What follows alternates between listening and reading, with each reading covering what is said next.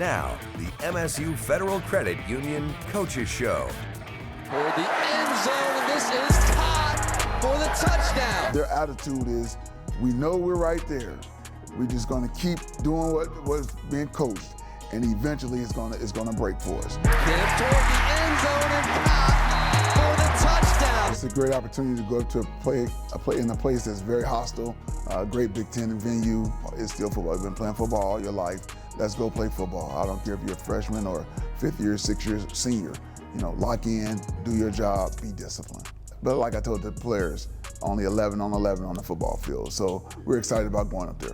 For the first time this season, Michigan State's football team gets to take its show on the road to face Iowa underneath the lights at Kinnick Stadium. It's a game acting coach Harlem Barnett is really looking forward to, and a game where the Spartans are really going to have to band together in order to walk away with a win. They now know Michigan State's coach Mel Tucker has formally been fired by the school, so how will they respond is where Barnett and I begin our chat. You get an opportunity, Harlan, to go on the road for the first time this year. When the schedule came out, to know that you'd have 4 home games before going on the road, how ready are you just to hit it and get up to Iowa? I'm ready. It's a great opportunity to go up to play in a place that's very hostile, great Big Ten venue, one of the best. And it's a night game, and so I'm sure they're going to be live and ready. But like I told the players, only 11 on 11 on the football field. So we're excited about going up there. You mentioned that, a player like Jordan Hall, he's a true freshman. You have some other true freshmen who played last week. But stepping onto a field and an atmosphere like that can be a bit overwhelming. So how do you hope that you can help them control maybe what they're feeling and to settle down and to realize that, as you just said, it's 11 on 11? Exactly. So when you first go out there and warm ups or whatever, you look around and get it all out. Take a deep breath. Okay, now when game time start, block everything out. Block them out. Like I said, and you just said it again, 11 on 11. You know your job. It's football. It's still football. You've been playing football all your life. Let's go play football. I don't care if you're a freshman or fifth year, 6 years senior. Lock in, do your job, be disciplined. You said as a player you loved playing in road games or away from here at Spartan Stadium. Why is that? I like the crowd being quiet and all you can hear is our fans. That means we played well. So if we were playing well and you can go somewhere, you hearing go green, go white in the background, that means we did our job and got it done. Iowa's coming off of a shutout. I mean, they got shut out by Penn State. Penn State's a very good football team, but as you watch them on film, where are they good at? Was that game not an indication of maybe where they're at as a program right now? I don't think it's a true indication. One, it was on the road in a hostile environment in the Big Ten. Two, they are a team that especially defensively will get after you, and they did Saturday as well up until a point.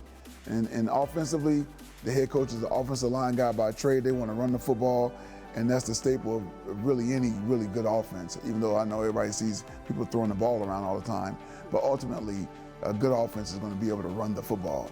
And so that's a staple of theirs, and we're going to have to be prepared to stop the run and play our best ball. Mm-hmm. What do you know about Kirk Ferentz? What's your relationship like with him? I know Kurt. So Kurt was our offensive line coach in Cleveland in 1993. So I knew him going through camp, and then I ended up leaving after camp. But really good guy. A great offensive line coach, and with the longest tenured Big Ten coach, and I know why, because he has great attention to detail and does a fantastic job with his teams. How can you two get an edge on him then, maybe knowing what he likes to hone in on? That you've mentioned twice now that he's all about the offensive line. So how can you take advantage of that, knowing what you know about him? Well, they're so technically sound. They're going to do what they do. So we're gonna be. You can know we're coming this way. We let you know we're going that way, but stop it because we're so technically sound. And you know how many offensive linemen have come out of Iowa and gone on to the NFL. So it's not about necessarily just knowing what they do. Can you defeat what they do technically? Can you be more technical and fundamental than they are? Because their fundamentals and techniques is going to be A+. you guys are going to stick with Noah Kim as starting quarterback against Iowa. What gives you the confidence that he can get the job done in this type of environment?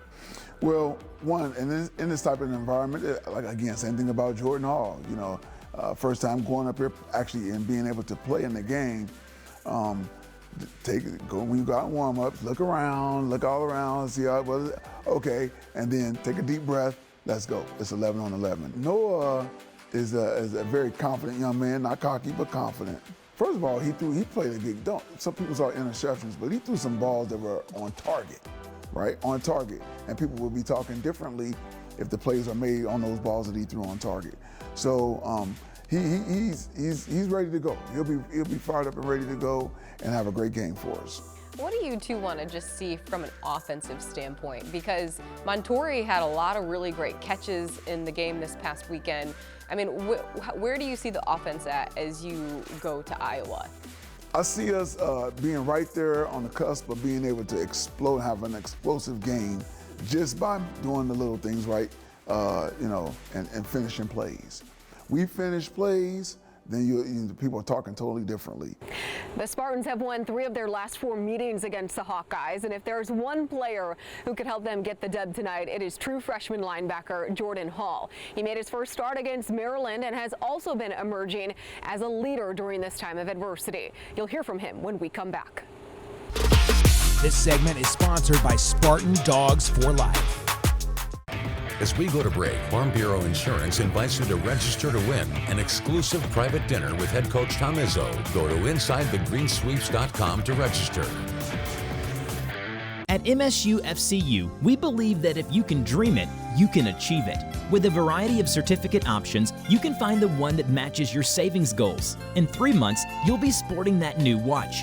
In 6 months, you'll finally take that vacation you so desperately need. In 1 year, you'll begin a new chapter in your life. And in 2 years, your family will get a little bit bigger. Achieving your dreams is possible when you earn more on your savings. Open a certificate today at msufcu.org. Welcome back to the MSU Federal Credit Union Coaches Show. After 2 tough losses at home and all of the off-the-field issues surrounding the program, one bright spot for the Spartans has been the play of true freshman linebacker Jordan Hall. He came into the year as one of the most anticipated new additions to the team, and so far he is living up to the hype. Through 4 games, he's tallied 13 tackles and 3 for loss. But where Hall really makes a difference is in his leadership presence, and there's also another member of his family who is making an impact in East Lansing, per our Haley Schoengart. Your first career collegiate start against Maryland. Was it a sense of relief to get that first one off your back? Kind of, I would say. I mean, I feel like I had put myself in a position through like the fall and the spring to be ready to start. It was just a matter of when, unfortunately, because of an injury. But, I was grateful for the opportunity to be out there, always praying for Jacoby and his recovery. There was a lot of hype and pubs surrounding you in this offseason. How have you been able to handle that and essentially live up to the expectation everyone had set for you when you stepped on campus? I have my own expectations. I try not to worry about too much about what people have to say about me. The good news is good to hear, but at the end of the day, that's not really what I'm focused on. I'm more, I have my own expectations with myself, with my coaches, and with God about what I need to do, and I kind of keep it at that.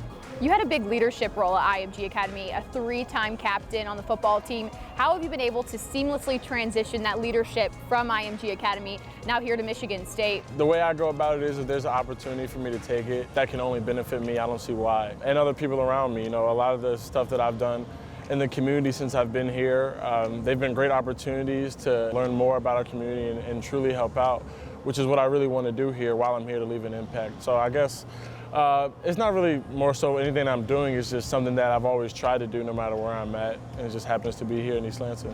Where has that passion for community service and volunteering stemmed from? Probably from my mom. She's really caring. She's done a lot for me to get me where I am.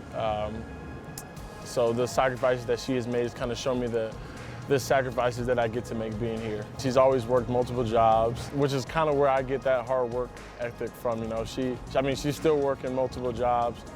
She's just an awesome lady that has always been there for me and supported me in everything I've tried to do. How much has it meant to you to see the East Lansing and the Michigan State community embrace her as much as they've embraced you? It's great, because that was really a big reason on why, we chose to come here. It was, at the end of the day, it was my decision, but, my family had a lot to play in me coming here. And that was one of the big reasons why, was the community support that not only I got, but that she got. So actually seeing that overlap to me being here now, it makes you appreciate, being here, being surrounded by the people who care about you and care about your family, and not so much about, how many tackles you have on Saturdays. She's kind of like the mayor, I feel like. Yeah, she might run for office here soon if people keep liking her tweets. Do people recognize you as Mama Hall's son versus? Yeah, that has happened before, and multiple times actually. They'll see me and they'll be like, are you Jordan Hall? I'm like, yeah, and they'll be like, oh, I follow your mom on Twitter. And I'm like, okay, yeah, I get that a lot. How did she get you into football? It was actually my cousin, who his dad got me into football. We were at his house one day for dinner, and I was like 6 years old. And he was like, "You're pretty big for a 6-year-old. You should come play football." And she was like, she actually didn't want me to play football. So if it was up to her, there wouldn't be a Mama Hall today. But first day of practice, she wanted to wrap me up in bubble wrap, but they wouldn't let her. So, but yeah, ever since then, my cousins showed me the ropes of football, and then I had a coach, Anthony Poole. He's kind of turned into like my uncle now, where he was my first coach all the way up until I went into high school. Well, and something you do in the off season is the Jordan Hall football camp.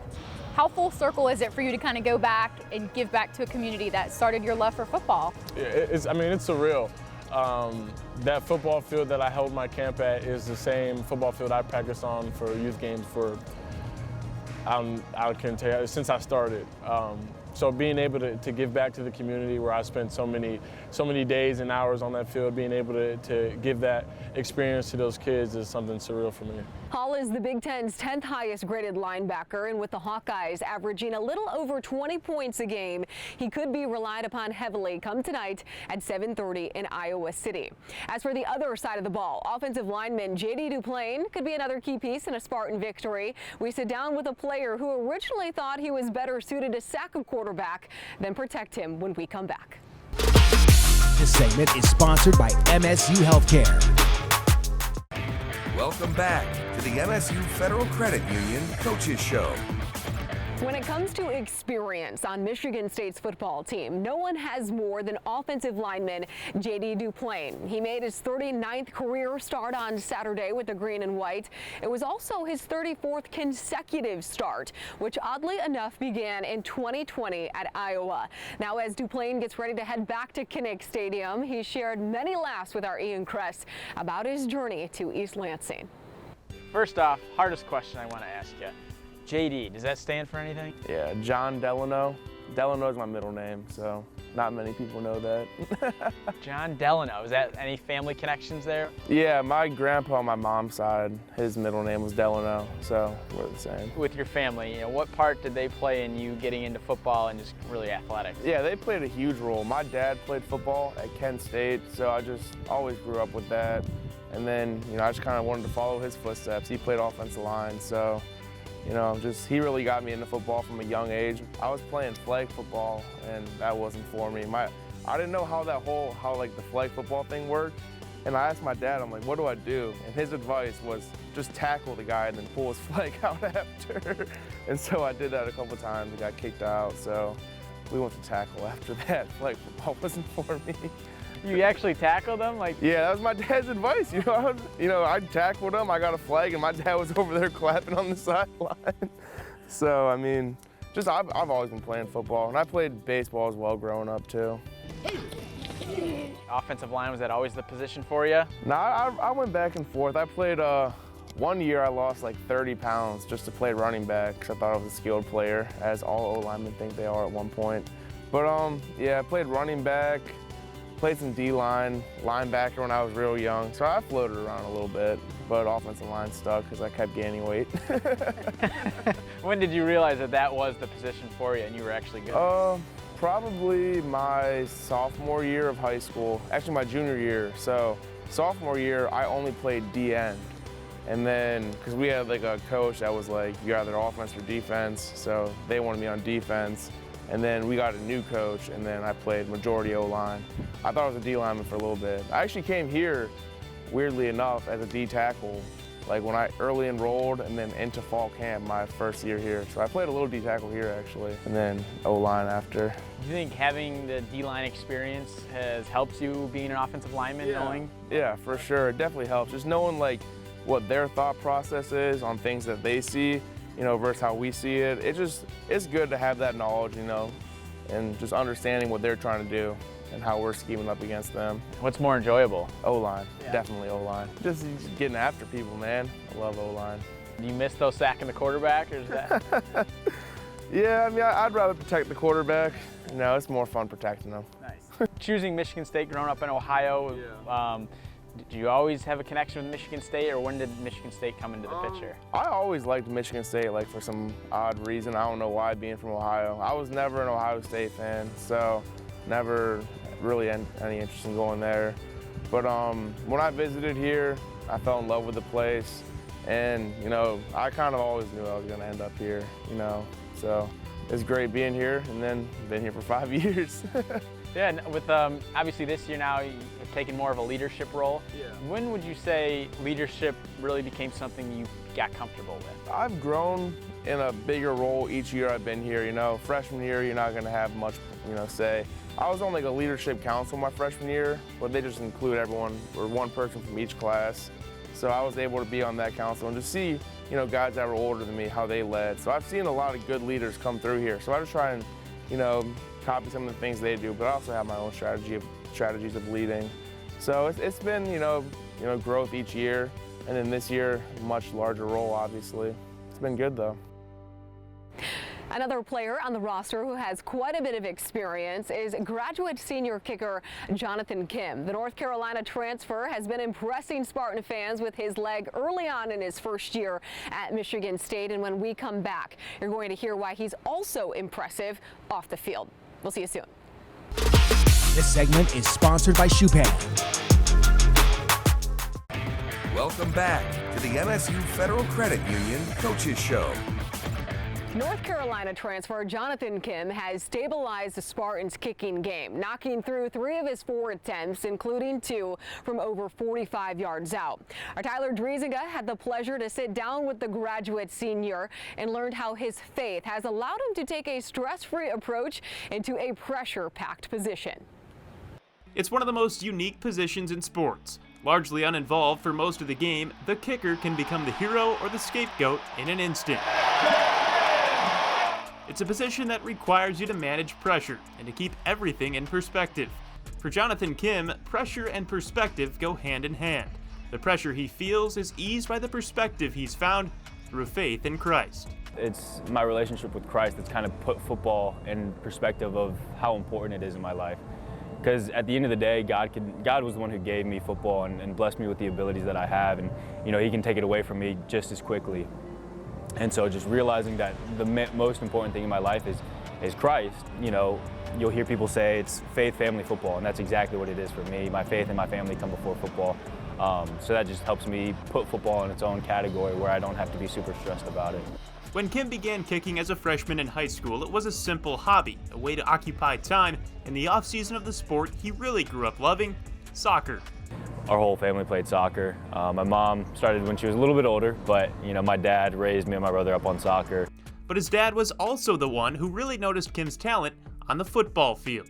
Freshman year, I was just kind of doing it for fun, and my dad was like, "You're pretty good at this." So he took me to some camps, and I was like, "You know what? You're right. I'm pretty good. So why not see how far I can go?" Kim is still trying to see how far he can go. He played 4 seasons at North Carolina before transferring to Michigan State. And in his time at North Carolina, he began developing the faith that's allowed him to keep football in perspective. What would you say are the biggest lessons that you learned during your 4 years at North Carolina? Ooh, biggest lessons. For me, the biggest thing I learned was like how to grow my faith and who I was through my faith. And more so, it was after I stopped playing at UNC when I realized how important it is to not identify yourself with your sport.